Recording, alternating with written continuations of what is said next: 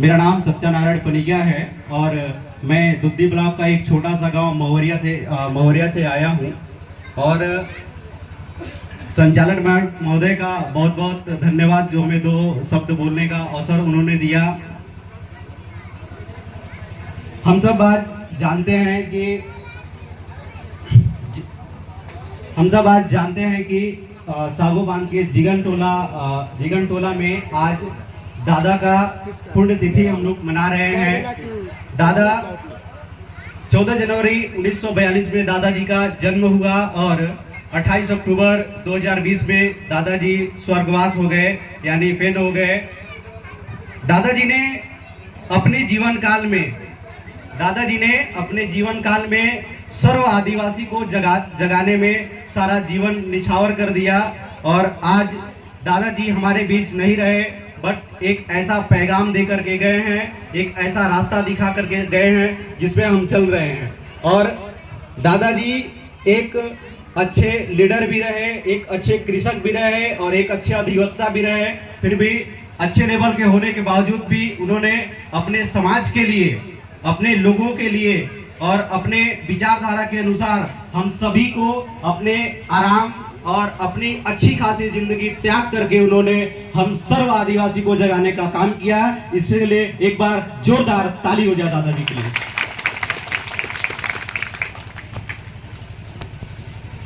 दोस्तों, दादा हीरा सिंह मरकाम वो एक ऐसे हीरा थे जो इस युग में हमारे समाज में उन्होंने जन्म लेकर के और हमारे सर्व आदिवासी समाज का एक उद्धार किया है।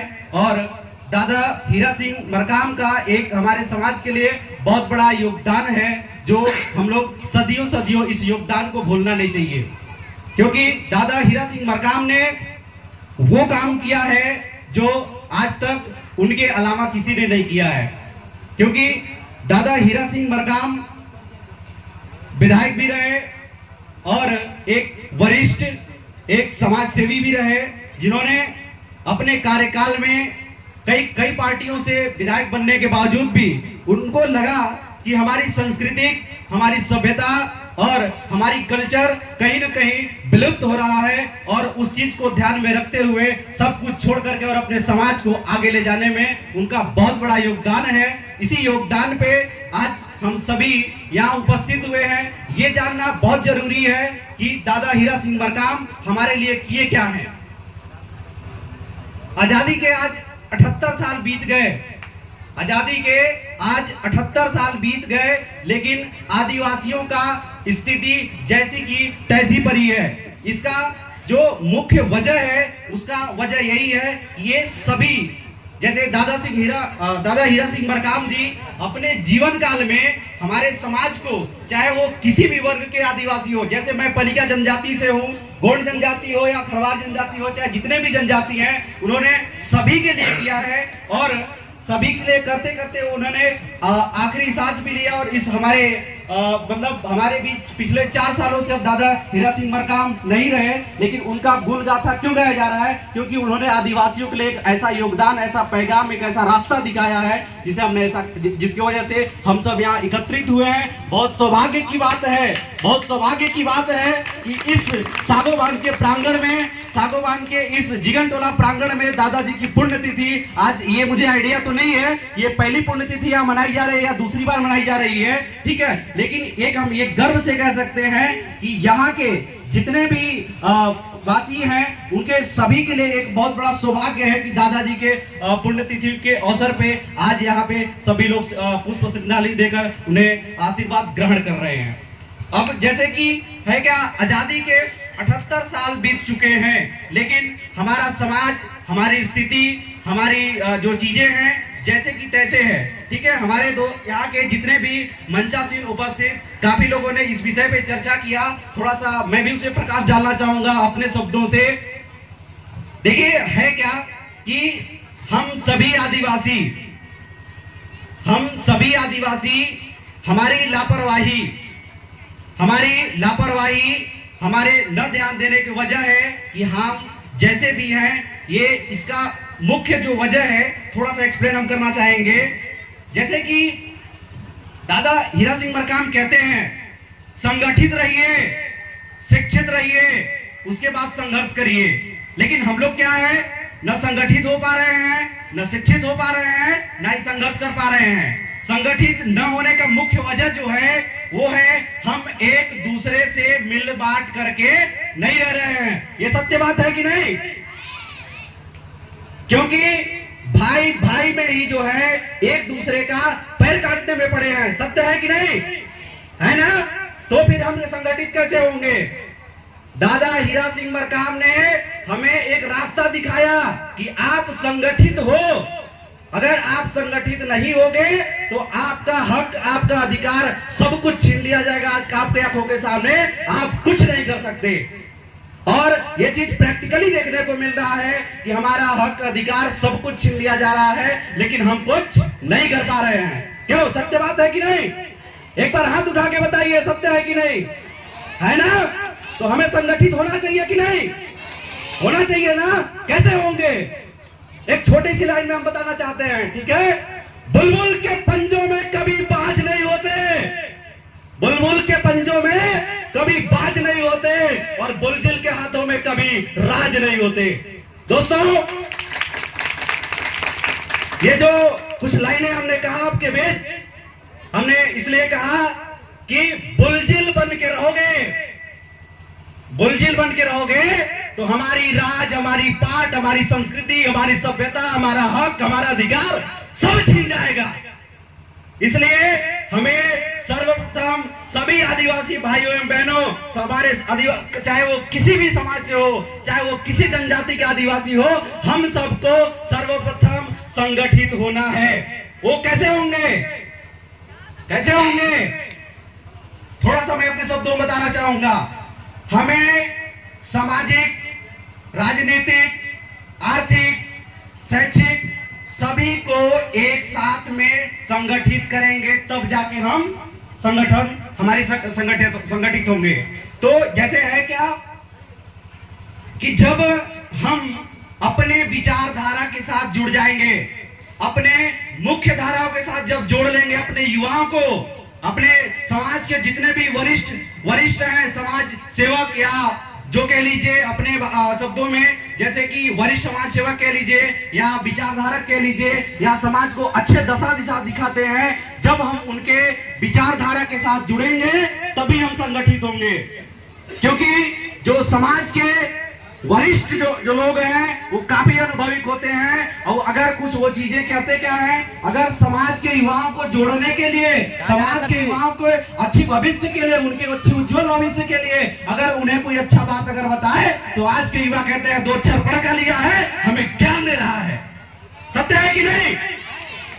इसलिए अगर आपके बीच में अगर आपका भाई, आपका चाचा, आपका भतीजा अगर कुछ पढ़ा है, अगर उन्हें पढ़ने का मौका दिया गया है, तो अगर वो आपको अच्छा चीज सिखा रहा है तो उनकी चीजों को ग्रहण करिए, और जब उनकी विचारधारा में आएंगे तभी यह संभव है कि हम संगठित हो पाएंगे। है कि नहीं? इसीलिए हमें सर्वप्रथम संगठित होना है, और उसके बाद क्या होना है? शिक्षित होना है। संगठित होके उसके बाद जब हम शिक्षित होंगे, उसके बाद हम संघर्ष करेंगे, और संघर्ष करेंगे तो न हमारा हक मारा जाएगा, न हमारा अधिकार मारा जाएगा। आज हमारे बहन बेटी, हमारे बहू, हमारे घर की, समाज की, ठीक है, जो इज्जतें नीलाम हो रही है, हमारे बहू बेटियों के खुले आम ऐसे नीलाम कर दी जा रही है उनकी इज्जतें, उसकी सबसे बड़ा कमी किसका है? हमारा है, क्योंकि हम संगठित नहीं है। सत्य है? इसलिए हमें सभी को सर्वप्रथम एक धागे में बंधना होगा, एक विचारधारा के धागे में बंधना होगा, जो दादा हीरा सिंह मरकाम कह के गए हैं कि हमें किसी भी परिस्थिति में, चाहे वो कितनी भी बुरी परिस्थिति हो, लेकिन हमें एक धागा, एक सूत्र और एक विचारधारा में आना ही पड़ेगा। अगर हमें अपनी मान सम्मान, अपनी संस्कृति, अपनी सभ्यता अगर बचानी है तो हमें एक सूत्र, एक धागे में बंधना होगा। और जब हम एक धागे में बन जाएंगे, कहते हैं ना, संगठित जो होता है, संगठन में बहुत पावर होता है कि नहीं? कितना पावर होता है? किसी भी चीज को उथल पुथल के रख देंगे। अगर हम संगठित हैं तो हमें दुनिया का कोई भी ताकत हरा नहीं सकता है। जैसे एक एग्जांपल देते हैं हम आपको, एक उंगली है, अगर कोई इसे तोड़ना चाहे तो बहुत आसानी से तोड़ लेगा ना। लेकिन अगर 5-7 हो जाए तो कोई तोड़ लेगा क्या? किसी की माई के लाल में इतने दम नहीं है जिसे संगठित हो उसे तोड़ दे। इसलिए हम सभी आदिवासी, सभी समाज के आदिवासियों से ये मेरा निवेदन है, आपका छोटा भाई, आपका छोटा भतीज का, कि हमें एक धागों में बंधना होगा, जैसे दादा हीरा सिंह मरकाम ने कह के गया है। बनेंगे कि नहीं? हमें किसी की बहकावे में नहीं आना है, बिल्कुल नहीं आना है। हमें किसी की बहकावे में नहीं आना है। हमें अपनी संस्कृति, अपनी सभ्यता और अपनी चीजों पे पूरा दोबारा से वापस आना है। हमें किसी की गुलामी पसंद नहीं, क्योंकि हमारे पूर्वज, हमारे आदिवासी समाज के पूर्वज राजा थे और हम लोग राजा के वंशज हैं, है कि नहीं? है ना? है। लेकिन आज राजा से भिखारी है। क्यों राजा से आज भिखारी क्यों है? क्योंकि हमारी कमी है। हम लोग शिक्षा को महत्व नहीं देते हैं। हम लोग किसको महत्व देते हैं? दारू को। किसको महत्व देते हैं? दारू को। जो नशीली चीजें हैं उसे महत्व देते हैं। आज क्या होता है हमारे आदिवासी समाज में, अगर बाप को दारू पीना हो तो बेटा कहेगा, बेटा पैसा लेके जाओ, फलाना घर से लेके आवा। होता है कि नहीं? ऐसा होता है। बेटा 1 दिन जाएगा, 2 दिन जाएगा, 3 दिन जाएगा, 4 दिन जाएगा, बच्चा बेटा क्या करता है, टेस्ट करके आता है कि आखिर पापा पीते हैं, लग रहा कैसा है। ऐसा है कि नहीं? हमने प्रैक्टिकली देखा है ये चीजें। हमने प्रैक्टिकली ये चीजें देखा है कि हर घर में अगर बच्चे हैं, अगर कोई मेहमान, कोई गेस्ट जो भी अगर आ जाए, मामा फूफा नाना नानी दुनियादारी जो भी है, उसे आने के बाद क्या कहते हैं, बेटा ये बोतल पकड़ो और ये पैसा पकड़ो, जाओ फलाना या फलनिया के दारू एक बोतल भरा के ले आओ। ऐसा है कि नहीं? तो ये हमें शिक्षित करेगा? नहीं करेगा। दारू हमें संगठित करेगा? नहीं करेगा। दारू हमें अधिकार दिलाएगा? नहीं दिलाएगा। इसलिए मेरा सभी आदिवासी भाइयों बहनों से मेरा आग्रह है, मेरा निवेदन है, 2 हाथ जोड़ के विनम्र निवेदन है कि ये चीजें जो है, ये चीजों से मुक्त होइए। हमें अपना अधिकार, हमें अपनी संस्कृति, अपनी सभ्यता और अपनी चीजों को आना है, अपनी चीजों को बचाना है, अपने मूल अस्तित्व पे आना है, तो हमें इस चीज का त्याग करना पड़ेगा। बोलिए कितने लोग त्याग करेंगे इस चीज का? आज से और अभी से मैं सभी चाचा, दादा, नाना, भाई जितने भी यहाँ उपस्थित हैं, माताएं बहनें उपस्थित हैं, सभी से मैं ये निवेदन, ये आग्रह करूंगा, आपका छोटा भाई कर रहा है कि आज के बाद एक बाइक तो नहीं छोड़ पाएंगे। इस चीज को मैं जानता हूं क्योंकि मैं उसी परिवार से बिलोंग करता हूं, मैं उसी खून का हूं, क्योंकि ये चीजें मैं प्रैक्टिकली देख रहा हूं। लेकिन कम किया जा सकता है और कम करते करते एक दिन छोड़ा जा सकता है। छोड़ा जा सकता है कि नहीं? अभी अगर 80 साल का बुजुर्ग है, अगर 80 साल के बुजुर्ग अपने दादा को कहेंगे आप दारू छोड़ दीजिए, कदाप नहीं छोड़ेगा वो। लेकिन अगर आप उस चीज पे चाहेंगे कि आने वाली पीढ़ी में अगर हमारी सुधार हो, तो 110% हम स्टेट फॉरवर्ड में कह सकते हैं कि वो चीज सुधार हो सकता है। हो सकता है कि नहीं?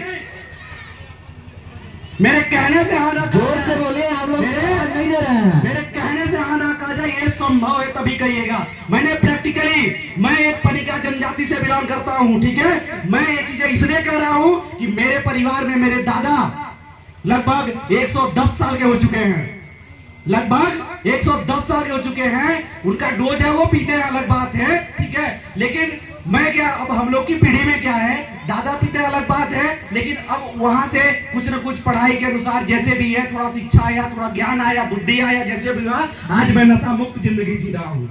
मुझसे आज पूछोगे आप कि एक सुपारी का स्वाद बताइए, तो पता नहीं है, क्योंकि मुझे जानना है अपनी संस्कृति, अपनी सभ्यता, अपनी चीजों को।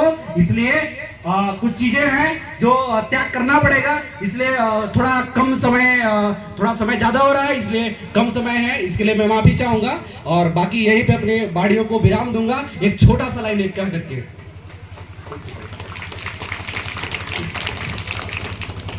एक साखी है, ठीक है? मैं एक परिवार के प्रति कहना चाहूंगा, अपने घर परिवार में, रहीमन धागा प्रेम की ना तो रुचट गाए, टूटे से फिर ना जुड़े, जुड़े तो गांठ पर जाए। तो इसीलिए है क्या है, भाई भाई का जो संबंध है, घर परिवार का जो संबंध है, उसे कभी टूटने ही न दीजिए। दीजिए ताकि दोबारा वो गांठ पर जाए जोड़ने में, क्योंकि रस्सी एक बार टूट जाती है तो कितना भी मरहम लगाइए, कितना भी अच्छे से जोड़िए, लेकिन बीच में गांठ पड़ जाती है कि नहीं। इसलिए हम सभी सर्व आदिवासी एक दूसरे से कभी लड़ना नहीं है, सबसे मिलजुल करके रहना है। बाकी मैं इसी पे अपना बाड़ियों को विराम दूंगा। बाकी छोटी मोटी अगर त्रुटियां हो तो अपना छोटा भाई को छोटा समझ के माफ करिएगा। जोहार आप सभी को, सेवा जोहार।